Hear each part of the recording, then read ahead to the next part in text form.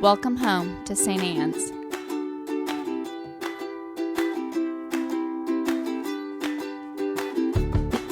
We want you to know that you're welcome to join us at 10 a.m. on Sundays. Please be sure to hit subscribe to receive our sermons. We can't wait to meet you.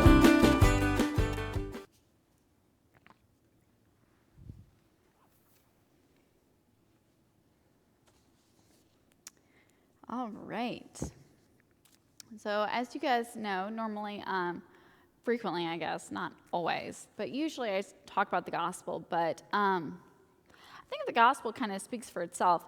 And I think when we talk a little bit more about our Old Testament reading and the story of Sarah, we'll maybe see ministry in a new way, because that's really what our gospel is about. It's about being called to serve God and to spread the gospel. And we know that we're supposed to do that. Sometimes we do and sometimes we don't, but we know it. And so I want to talk about Sarah, because I love this story of Sarah. And I think it's such a good glimpse of God for all of us, because I think we take religion too seriously. We take ourselves too seriously. We take religion too seriously, and we clean up and make God boring. And God is not boring. God is the furthest thing from boring. I mean, let's be real. God created humans. God has a sense of humor. I mean, we're weird and frankly funny. We're strange little creatures, and the idea that we are God's chosen ones is hysterical. Okay, so here's the story of Abraham and Sarah. So Abraham has been called to be God's servant, right? And that's been going on for some time. He's been traveling around. God talks to him every once in a while, tells him what to do, and says, someday I'll give you a great nation. And Abraham is like, okay. So he goes and does his thing. And meanwhile, Sarah is getting older and older and older. And now, they say in a much politer way in here, but Sarah's old here. And I think we all know the basics of human sexuality and reproduction. So she's too old to have kids. She stopped having her period. Can we say period out loud? It's a word, and it's a thing. Okay, so she's not having her period anymore. She can't have kids anymore, right? So, so when she hears this stranger, because she doesn't realize that it's God, right? When she hears this stranger say, so, Sarah, she's going to have a baby.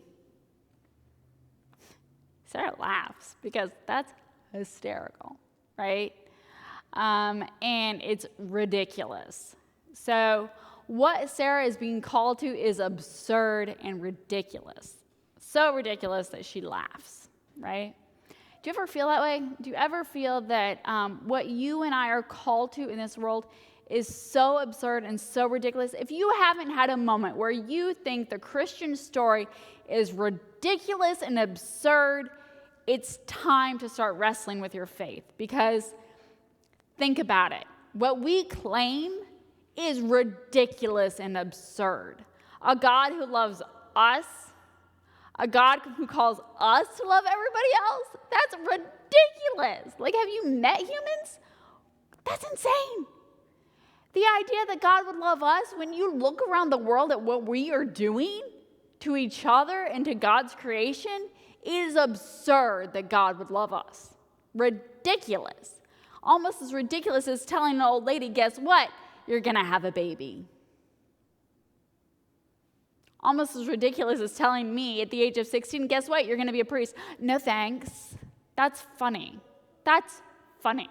How many things in your life has God called you to and you think that is ridiculous and absurd? Heck no.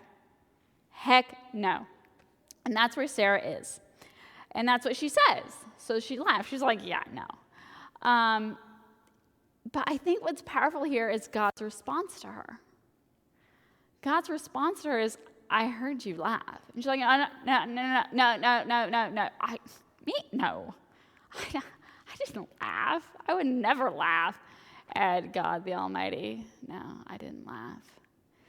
And he's like, yeah, you did. I heard you. I heard you laugh.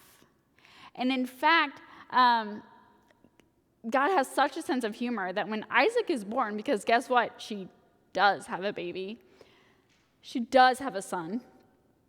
Isaac means laughter. So the name that God calls her to name her son calls out this sense of humor, this sense that she laughed, because what we are called to is so absurd and so ridiculous that we laugh. We don't believe it. We cannot believe that God would call us to these things, that we would find such joy and wonder in the midst of this. Brothers and sisters, it's time for us to laugh. It is time for us to find the wonder and the joy in God's creation and in what you and I are called to do, because it is amazing. The works that God does in our world are incredible. The works that God does in our lives, you and I as individuals, are incredible and bizarre and wondrous. And we get so busy cleaning it up and being so serious about it that we miss the wonder and the beauty in these incredible moments, because we're so busy making God boring. God is not boring. We have spent hundreds of years making church boring. How can worshiping the most incredible, awesome God in the world be boring? You and I have managed to do it. That is incredible. We have made God boring. Bored, bored, bored, bored, boring. How? God is the furthest thing from boring. What you and I are called to do is so incredible. It is amazing that you and I get to do what we get to do. And so today, take a deep breath. Find the wonder. Find the wonder and the incredible joy that God has called you into. It is there, and it may be that we're so distracted by all these other things that we've missed it. Take some time. Take some time to really, truly find it. And I'll tell you a story. I get so busy running churches and being worried about buildings and maintenance and all the ridiculousness. Let me tell you, when I was 16 and I was called to the priesthood, I was not called to worry about water leaks. But the amount of time that my ministry has been about water, and not baptismal water or holy water, but like leaking water, is ridiculous. But anyway, I came in one Sunday morning and it had been raining and there was a leak right there. You can't see it, but I can. It was right there. And it was dribbling onto some chairs. And I was like, oh my gosh, are you kidding me? Sunday morning, there's a leak in the roof. There's always a leak in the roof, right? So I am enraged, right? I'm like, oh my gosh, one more thing. So we get a bucket, we do this. My young daughter goes over and she's playing in the water. So in the midst of what I have made into being some ridiculous thing, and do not get me wrong, you don't want mold. So don't you leave no leaks somewhere because it will get nasty and you'll get weird molds. I am not saying that. I am not pro deferred maintenance. But she found the wonder in that, in playing in the water, and the noise that water made as it hit the bucket. There was wonder in that, and there was joy in that. And how often do you and I get distracted by all the other things that we miss the wonder and the joy of God in every moment of every day? Don't waste those moments. They're incredible gifts from God. So I call us today, laugh, and God laughs with us.